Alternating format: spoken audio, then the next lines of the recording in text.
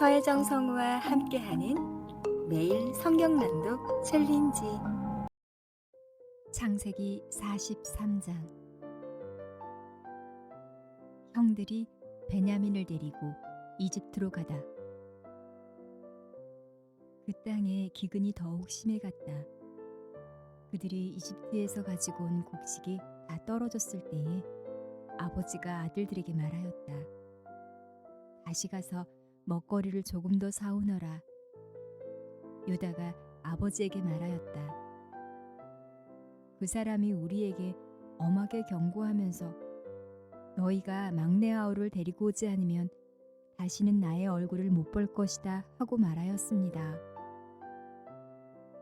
우리가 막내를 데리고 함께 가게 아버지께서 허락하여 주시면 다시 가서 아버지께서 잡수실 것을 사오겠습니다. 그러나 아버지께서 막내를 보낼 수 없다고 하시면 우리는 갈 수 없습니다.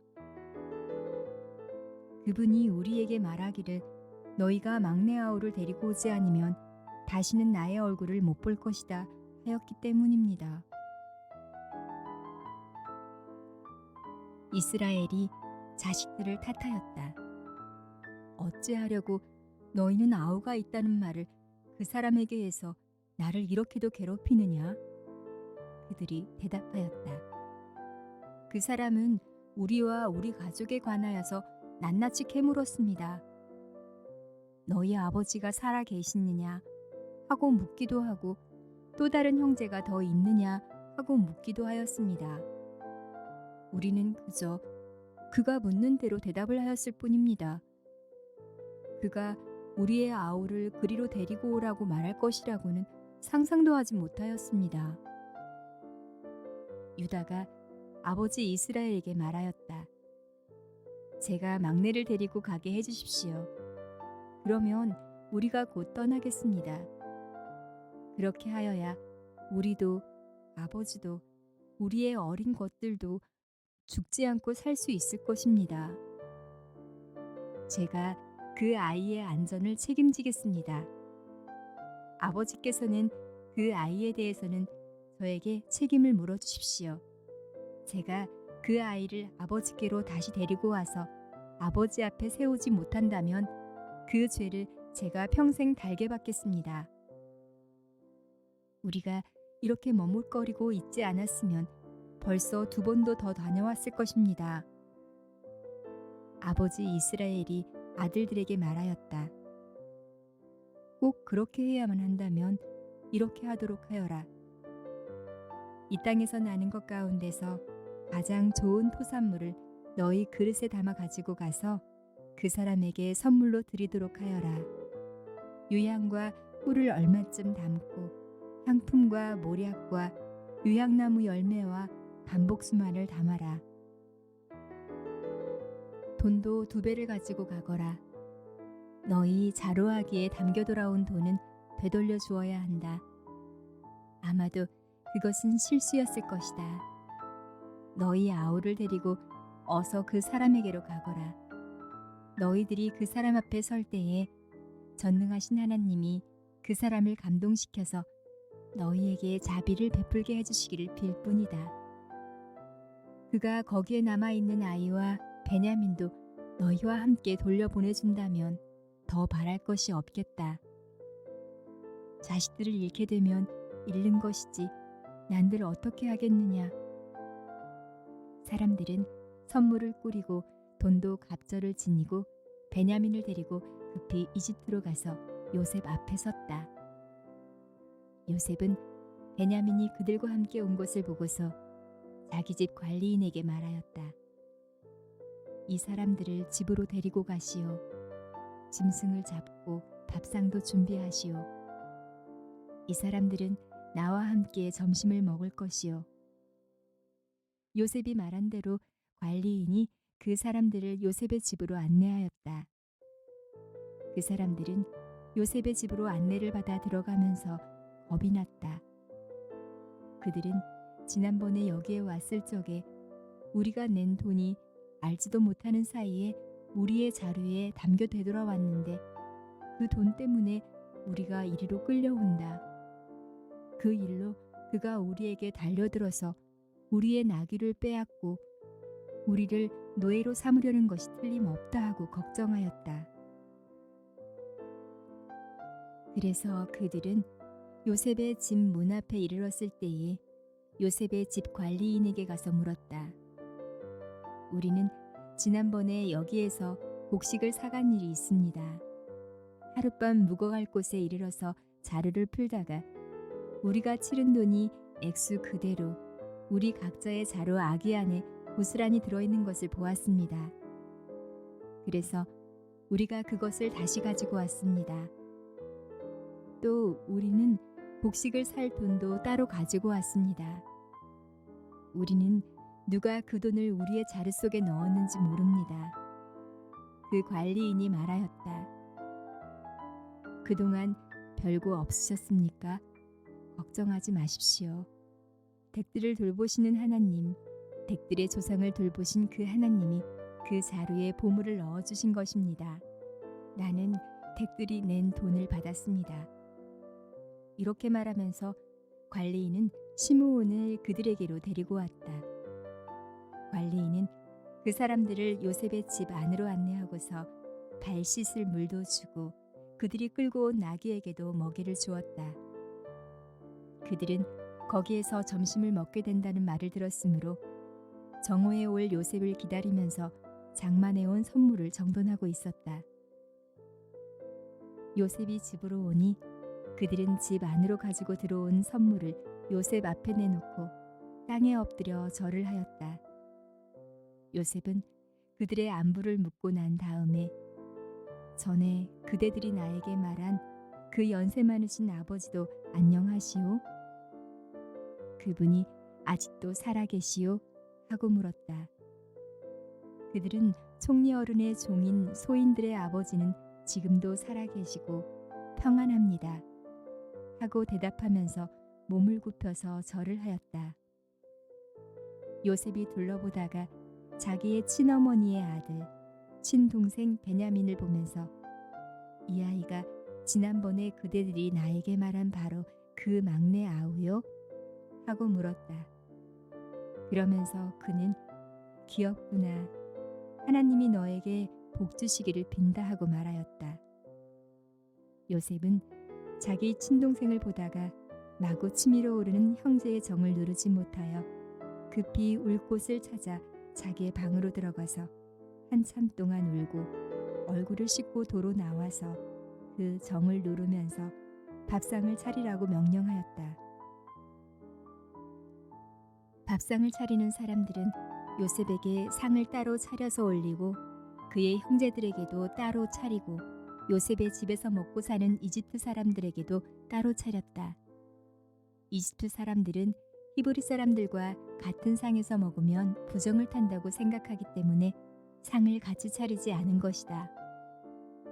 요셉의 형제들은 아내를 받아가며 요셉 앞에 앉았는데 앉고 보니 맏아들로부터 막내 아들에 이르기까지 나이 순서를 따라서 앉게 되었다.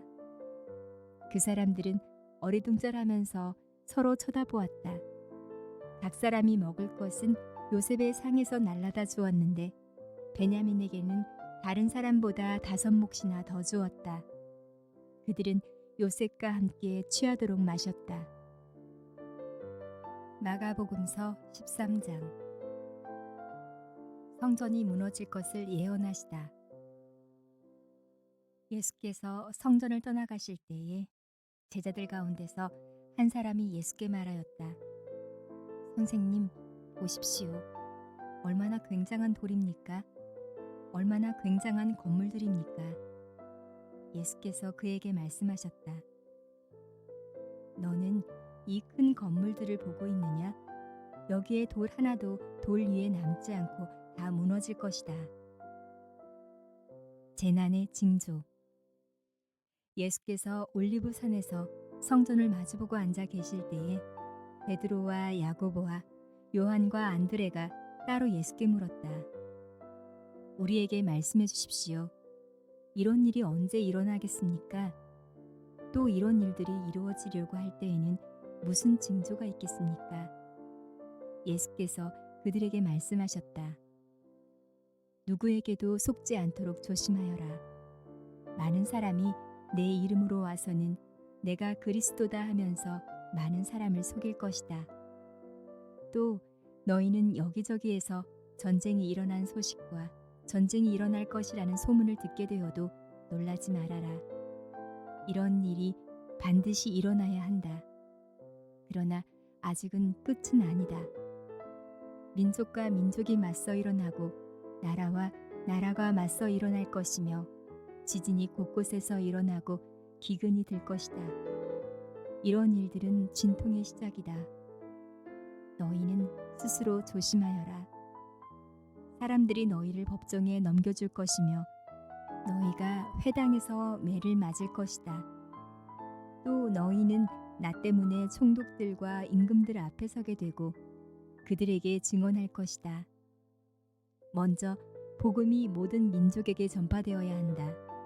사람들이 너희를 끌고 가서 넘겨줄 때에 너희는 무슨 말을 할까 하고 미리 걱정하지 말아라. 무엇이든지 그 시각에 말할 것을 너희에게 지시하여 주시는 대로 말하여라. 말하는 이는 너희가 아니라 성령이시다. 형제가 형제를 죽음에 넘겨주고 아버지가 자식을 또한 그렇게 하고 자식이 부모를 거슬러 일어나서 부모를 죽일 것이다. 너희는 내 이름 때문에 모든 사람에게서 미움을 받을 것이다. 그러나 끝까지 견디는 사람은 구원을 받을 것이다. 가장 큰 재난. 황폐하게 하는 가증스러운 물건이 서지 못할 곳에 선 것을 보거든 읽는 사람은 깨달아라. 그때에는 유대에 있는 사람들은 산으로 도망하여라. 지붕 위에 있는 사람은 내려오지도 말고 제 집안에서 무엇을 꺼내려고 들어가지도 말아라. 들에 있는 사람은 제 겉옷을 가지러 뒤로 돌아서지 말아라. 그날에는 아이벤 여자들과 젖먹이가 딸린 여자들은 불행하다. 이 일이 겨울에 일어나지 않도록 기도하여라. 그날에 환난이 닥칠 것인데 그런 환난은 하나님께서 세상을 창조하신 이래로 지금까지 없었고 앞으로도 없을 것이다. 주님께서 그날들을 줄여주지 않으셨다면 구원받을 사람이 하나도 없을 것이다. 그러나 주님께서는 주님이 뽑으신 선택받은 사람들을 위하여 그날들을 줄여주겠다. 그때에 누가 너희에게 보아라. 그리스도가 여기에 있다. 보아라. 그리스도가 저기에 있다 하더라도 믿지 말아라. 거짓 그리스도들과 거짓 예언자들이 일어나 표징들과 기적들을 행하여 보여서 할 수만 있으면 선택받은 사람들을 홀리려 할 것이다. 그러므로 너희는 조심하여라. 내가 이 모든 일을 너희에게 미리 말하여 둔다. 인자가 오심. 그러나 그 환난이 지난 뒤에 그날에는 해가 어두워지고 달이 빛을 내지 않고 별들이 하늘에서 떨어지고 하늘의 세력들이 흔들릴 것이다. 그때의 사람들이 인자가 큰 권능과 영광에 쌓여 구름을 타고 오는 것을 볼 것이다. 그때에 그는 천사들을 보내어 땅 끝에서 하늘 끝까지 사방에서 선택된 사람들을 모을 것이다. 무화과 나무에서 배울 교훈. 무화과 나무에서 비유를 배워라. 그 가지가 연해지고 잎이 돋으면 너희는 여름이 가까이 온 줄을 안다. 이와 같이 너희도 이런 일들이 일어나는 것을 보거든 인자가 문 앞에 가까이 온 줄 알아라. 내가 진정으로 너희에게 말한다. 이 세대가 끝나기 전에 이 모든 일이 다 일어날 것이다. 하늘과 땅은 없어질지라도 나의 말은 절대로 없어지지 않을 것이다. 그날과 그때. 그러나 그날과 그때는 아무도 모른다. 하늘의 천사들도 모르고 아들도 모르고 오직 아버지만 아신다. 조심하고 깨어 있거라. 그때가 언제인지를 너희가 모르기 때문이다. 사정은 여행하는 어떤 사람의 경우와 같은데 그가 집을 떠날 때에 자기 종들에게 권한을 주어서 각 사람에게 할 일을 맡기고 문지기에게는 깨어 있으라고 명령한다. 그러므로 깨어 있어라. 집주인이 언제 올는지, 저녁녘에일지, 한밤중일지, 닭이 울 무렵일지, 이른 아침녘일지 너희가 알지 못하기 때문이다.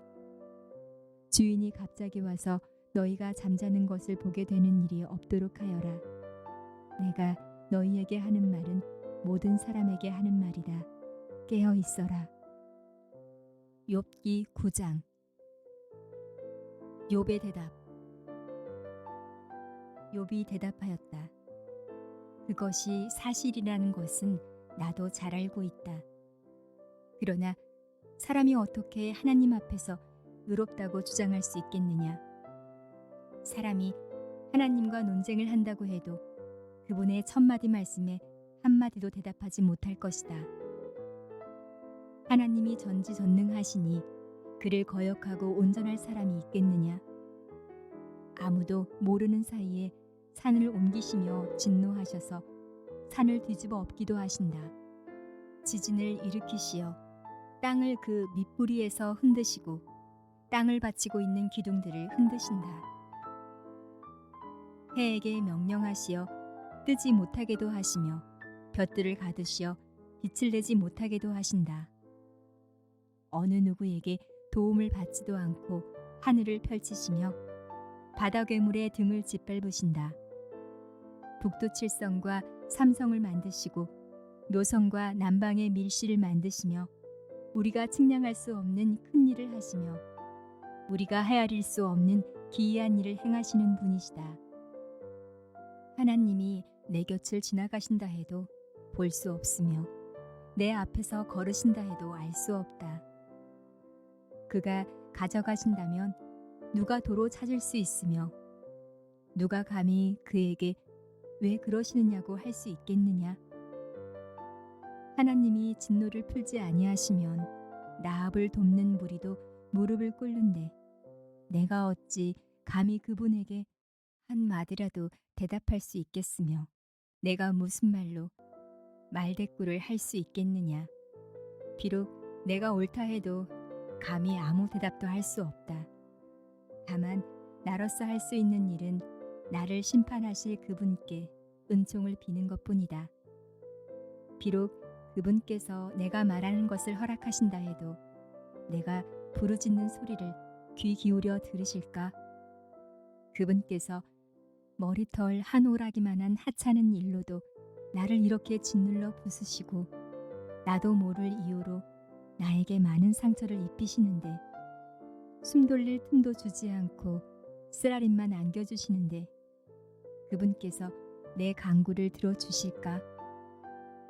강한 쪽이 그분이신데 힘으로 겨룬다고 한들 어떻게 이기겠으며 재판에 붙인다고 한들 누가 그분을 재판정으로 불러올 수 있겠느냐? 비록 내가 옳다고 하더라도 그분께서 내 입을 시켜서 나를 정죄하실 것이며 비록 내가 흠이 없다고 하더라도 그분께서 나를 틀렸다고 하실 것이다. 비록 내가 흠이 없다고 하더라도 나도 나 자신을 잘 모르겠고 다만 산다는 것이 싫을 뿐이다. 나에게는 모든 것이 한 가지로만 여겨진다. 그러므로 나는 그분께서는 흠이 없는 사람이나 악한 사람이나 다 한 가지로 심판하신다 하고 말할 수밖에 없다. 갑작스러운 재앙으로 다들 죽게 되었을 때에도 죄 없는 자마저 재앙을 받는 것을 보시고 비웃으실 것이다. 세상이 악한 권세자의 손에 넘어가도 주님께서 재판관의 눈을 가려서 제대로 판결하지 못하게 하신다. 그렇지 않다고 하면 그렇게 하는 네가 누구란 말이냐? 내 일생이 달리는 경주자보다 더 빨리 지나가므로 좋은 세월을 누릴 겨를이 없습니다. 그 지나가는 것이 갈대 배와 같이 빠르고 먹이를 덮치려고 내려오는 독수리처럼 빠릅니다.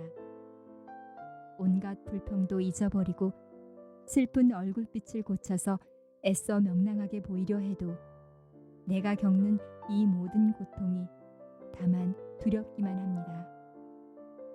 그러나 주님께서 나를 죄 없다고 여기지 않으실 것임을 압니다. 주님께서 나를 정죄하신다면 내가 무엇 때문에 이렇게 애써서 헛된 수고를 해야 합니까? 비록 내가 비누로 몸을 씻고 제물로 손을 깨끗이 닦아도 주님께서 나를 다시 시궁창에 쳐넣으시니 내 옷인들 나를 좋아하겠습니까? 하나님이 나와 같은 사람이기만 하여도 내가 그분께 말을 할 수 있으련만, 함께 법정에 서서 이 논쟁을 끝낼 수 있으련만, 우리 둘 사이를 중재할 사람이 없고 하나님과 나 사이를 판결해 줄 이가 없구나. 내게 소원이 있다면 내가 더 두려워 떨지 않도록 하나님이 채찍을 거두시는 것. 그렇게 되면 나는 두려움 없이 말하겠다. 그러나 나 스스로는 그럴 수가 없는 줄을 알고 있다. 로마서 13장. 그리스도인과 세상 권세. 사람은 누구나 위에 있는 권세에 복종해야 합니다. 모든 권세는 하나님께로부터 온 것이며 이미 있는 권세들도 하나님께서 세워주신 것입니다. 그러므로 권세를 거역하는 사람은 하나님의 명을 거역하는 것이요, 거역하는 사람은 심판을 받게 될 것입니다.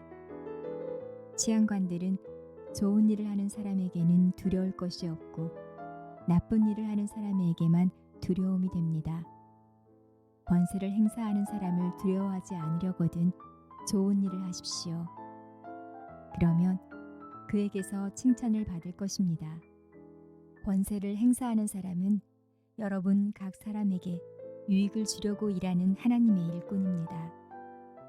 그러나 그대가 나쁜 일을 저지를 때에는 두려워해야 합니다. 그는 공연히 칼을 차고 있는 것이 아닙니다. 그는 하나님의 일꾼으로서 나쁜 일을 하는 자에게 하나님의 진노를 집행하는 사람입니다. 그러므로 진노를 두려워해서만이 아니라 양심을 생각해서도 복종해야 합니다. 같은 이유로 여러분은 또한 조세를 바칩니다. 그들은 하나님의 일꾼들로서 바로 이 일을 하는 데 힘쓰고 있습니다. 여러분은 모든 사람에게 의무를 다하십시오. 조세를 바쳐야 할 이에게는 조세를 바치고 관세를 바쳐야 할 이에는 관세를 바치고 두려워해야 할 이는 두려워하고 존경해야 할 이는 존경하십시오. 사랑은 율법의 완성이다. 서로 사랑하는 것 외에는 아무에게도 빚을 지지 마십시오. 남을 사랑하는 사람은 율법을 다 이룬 것입니다. 간음하지 말아라. 살인하지 말아라. 도둑질하지 말아라. 탐내지 말아라 하는 계명과 그 밖에 또 다른 계명이 있을지라도 모든 계명은 내 이웃을 내 몸과 같이 사랑하여라 하는 말씀에 요약되어 있습니다. 사랑은 이웃에게 해를 입히지 않습니다. 그러므로 사랑은 율법의 완성입니다. 주님 오실 날이 가깝다. 여러분은 지금이 어느 때인지 압니다. 잠에서 깨어나야 할 때가 벌써 되었습니다. 지금은 우리의 구원이 우리가 처음 믿을 때보다 더 가까워졌습니다. 밤이 깊고 낮이 가까이 왔습니다. 그러므로 우리는 어둠의 행실을 벗어버리고 빛의 갑옷을 입읍시다. 낮에 행동하듯이 단정하게 행합시다. 호사한 연애와 술 취함, 음행과 방탕, 싸움과 시기에 빠지지 맙시다. 주 예수 그리스도로 옷을 입으십시오. 정욕을 채우려고 육신의 일을 꾀하지 마십시오.